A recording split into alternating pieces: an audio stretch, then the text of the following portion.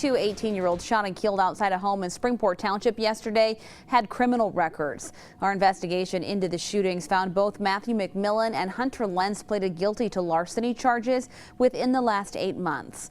Police haven't released the specific details of the shooting, just that it involves some sort of a theft and a confrontation with the man who lived there. Reporter Ann Perrette looked into the criminal records and tells us why neighbors say the incident was a long time coming.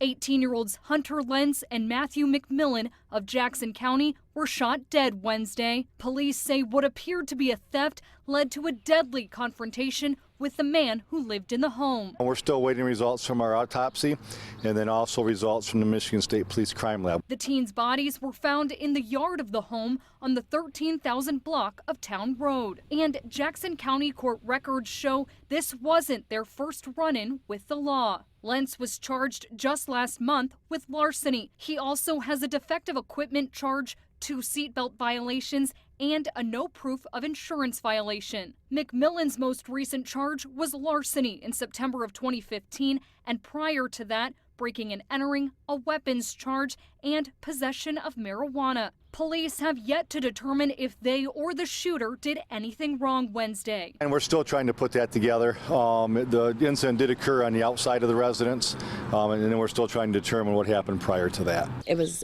a long time coming.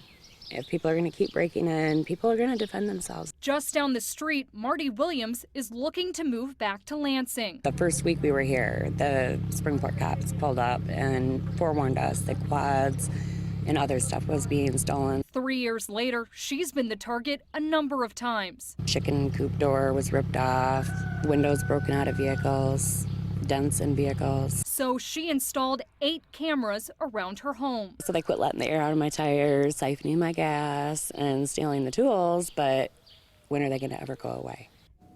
And that was Ann Perrette reporting. The Springport Township Police Chief says investigators are looking into any of the recent calls for breaking and entering or theft are related to Wednesday's incident. We'll have to wait for their reports to be finished before we'll know if the shooter is going to be charged. The chief says his department, the state police, and the sheriff's office all have to submit reports to the prosecutor's office, and he'll be the one to determine if charges are necessary. Because we don't know the details yet, it's hard to know what will happen, but as we've reported before, if the shooter honestly and reasonably believed that deadly force was necessary to prevent deadly or great bodily harm, even if the teens were running away, then the shooter's actions are lawful. We'll be checking with the police, and we'll let you know as soon as a decision is made.